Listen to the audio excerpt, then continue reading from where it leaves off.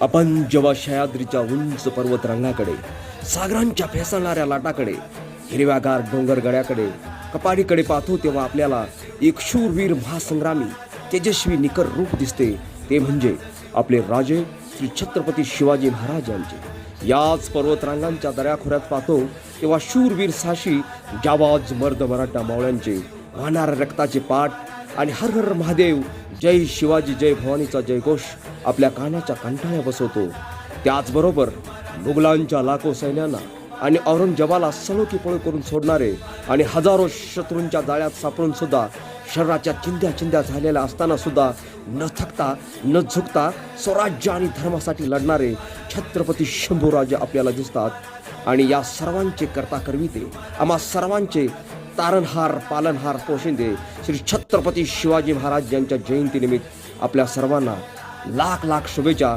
आणि त्या महाराजांच्या पवित्र मूर्तीला, पवित्र आत्म्याला माझे कोटी कोटी प्रणाम. जय शिवाजी, जय भवानी.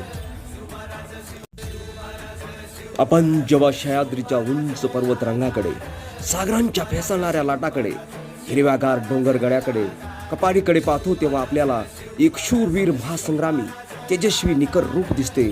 ते म्हणजे आपले राजे श्री छत्रपती शिवाजी महाराजांचे. याच पर्वतरांगांच्या दऱ्याखोऱ्यात पाहतो तेव्हा शूरवीर साहसी जाबाज मर्द मराठा मावळ्यांचे वाहणाऱ्या रक्ताचे पाठ आणि हर हर महादेव, जय शिवाजी, जय भवानीचा जयघोष आपल्या कानाच्या कंठाळ्या बसवतो. त्याचबरोबर मुघलांच्या लाखो सैन्यांना आणि औरंगजेबाला सळोकी पळू करून सोडणारे आणि हजारो शत्रूंच्या जाळ्यात सापडून सुद्धा शरीराच्या चिंध्या चिंध्या झालेल्या असताना सुद्धा न थकता न झुकता स्वराज्य आणि धर्मासाठी लढणारे छत्रपती शंभूराजे आपल्याला दिसतात.